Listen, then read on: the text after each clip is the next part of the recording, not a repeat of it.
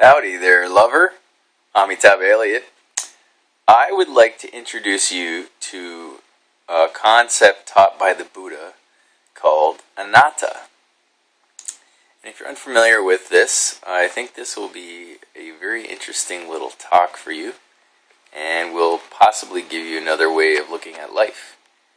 And maybe you'll become enlightened by watching this.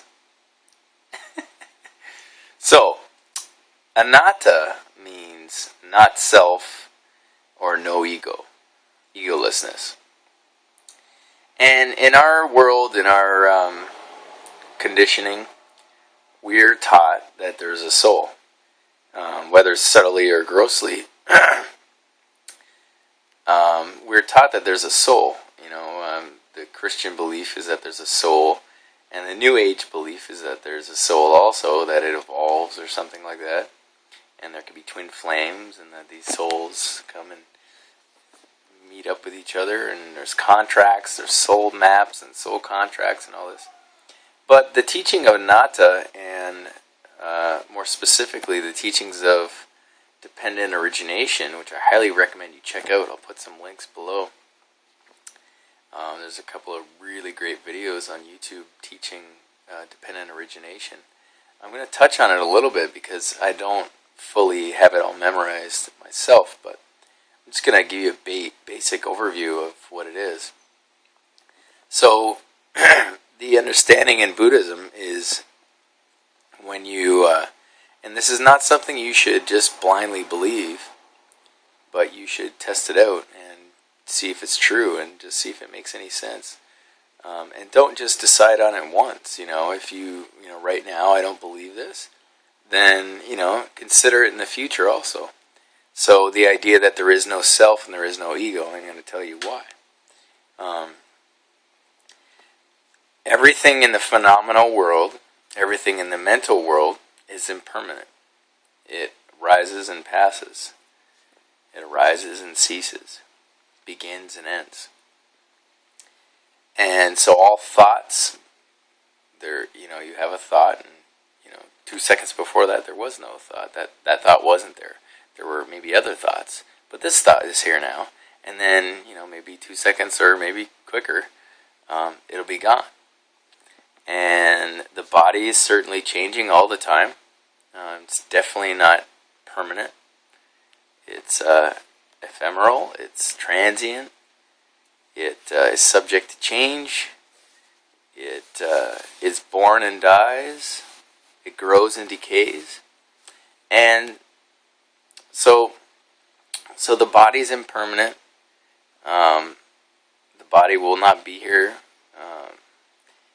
The world, everything in the world is impermanent. Everything you can build, everything you can create is going to be destroyed one day. It's going to break down. There's nothing that's permanent in this world. And even on the subatomic level, there's nothing that's really permanent, because you can just keep going and going and going and going down until you find nothing. And they say, well, there's the 0 point field, or the field, and that's what we are. It's the field. I used to sort of think this myself, but regardless of that, let's talk about the idea of, because we can't really prove that either.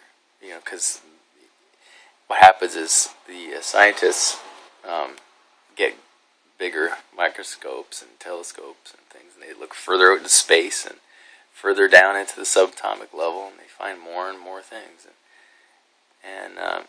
So the idea of a self, we really have gotten that from religion. And the New Age is a religion also. It's filled with beliefs about twin flames and ascension. And so twin flames is just soulmates 2.0, and ascension's really rapture 2.0. So it's just, they're the same beliefs. They're just painted with they have different adornments. It's a new sweater on an old belief. And so the idea of no self is really freeing, because we find that every time we're suffering, there's a sense of self there. There's a belief that this happened to me, and this is their fault, and I'm the victim, and they're the perpetrator. And so, basically, this is the idea of dependent origination in a nutshell, in a very, very much basic mode. So, basically, we have consciousness, right? And we believe that this consciousness is us. This would be the New Age belief. Well, we're consciousness. And the fact is that we can't possibly prove that we are consciousness, because what the Buddha taught is that there are individual consciousnesses. There is not one perceiving consciousness. What he taught is that when we see sense objects, hold on guys, I'm going to have to plug this in or I'm going to lose you. When we see sights, then sight consciousness, eye consciousness arises. When we smell smells, then smelling, nose consciousness arises. When we hear sounds, then sound consciousness, hearing consciousness arises. When we taste consciousness arises. And when thoughts arise, which they all arise due to past thinking, past conditioning, then mind consciousness arises. And when we feel sensations, then we have, or it's really called feeling, then feeling consciousness arises. And they keep changing from moment to moment to moment. Each of these consciousness is reborn by a new stimulus.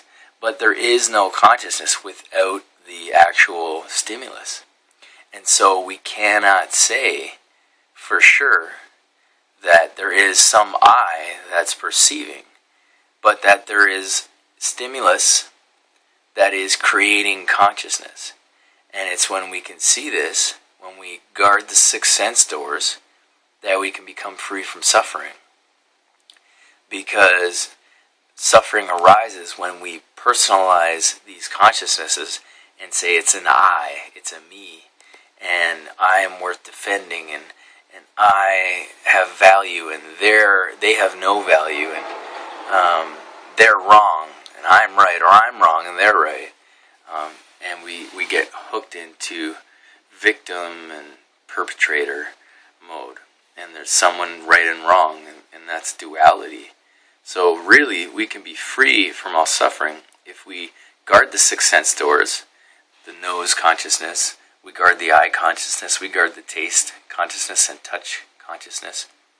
And touch consciousness or feeling consciousness can also be just energy feeling. We guard the hearing consciousness, and we guard the mind consciousness, or doors. They're all called doors. The mind door, the nose door, the eye door, the taste door, and so on.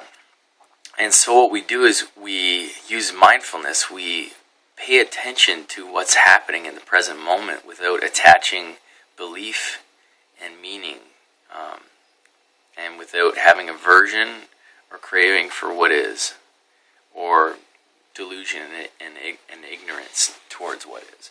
And so we just accept what is. We just see what is. We hear what is. And we don't say, somebody calls us a name or something. Somebody says, Ami, you're an asshole. We don't say, fuck you, you're an asshole. We say, oh, sound. I hear sound. I heard sound. And it sounds like, sounds like running away from the world, but really it's not. It's really experiencing what really was, what really is. And that's sound waves. That's all it was.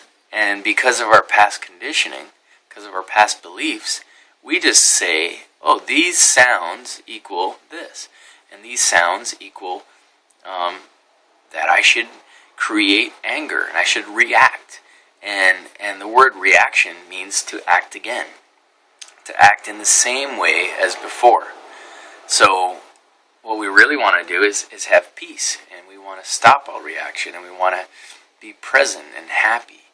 And that can only happen when we stop reaction, when we stop judging, when we stop labeling everything as good or bad, and that's liking or disliking.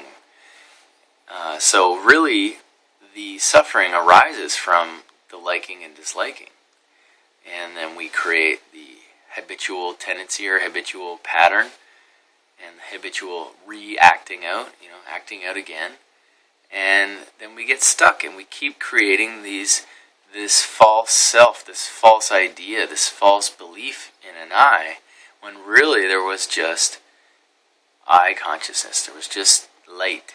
There was just sight. It's just everything you see is just light. There's really no good or bad about it. Every sound you hear is just sound waves. So we have light waves. We have sound waves. We have smell, which is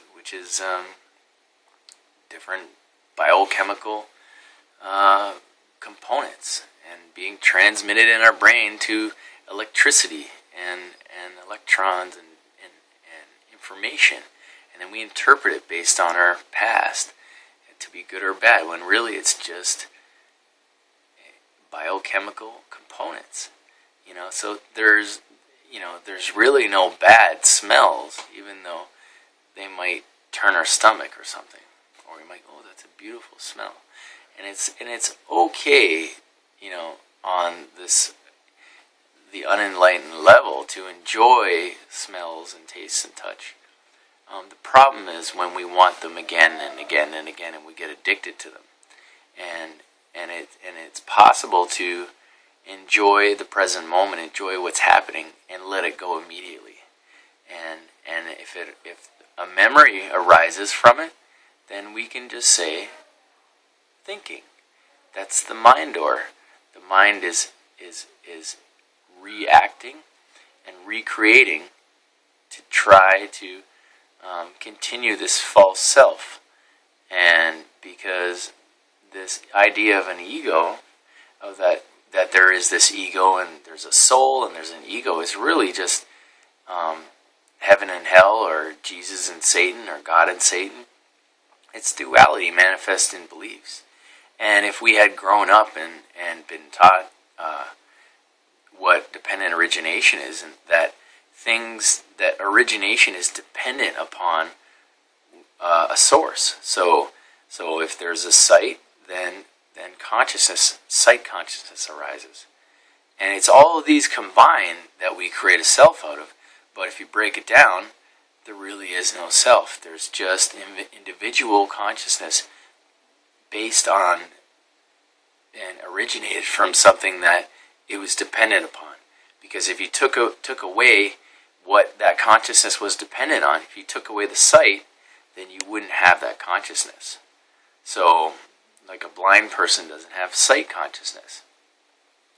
And so there's a lot of interesting information. There's that people go into space and they have something called space euphoria. They have this deep peace that they experience from going out in space, because some of their consciousness goes away. Some of there's nothing that can create consciousness. There's nothing to be dependent on. That consciousness depends on. The objects which consciousness depends on are not there, and therefore they experience a little bit more of their nature. And so there's a room that somebody built, and it has all these corrugated ridges, and then it totally absorbs all the sound. And then apparently people have these deep mystical spiritual experiences. And of course there's the sensory deprivation chambers that people have these deep experiences in. So when the stimulus isn't there, the response won't be there. And the stimulus is the worldly phenomena, the six senses, and the response is the consciousness, or this false sense of self. So I love you. I hope this has been informative for you. Check out some of the links below. I'll put some videos, one by Yuttadhammo and a couple others on dependent origination. Peace.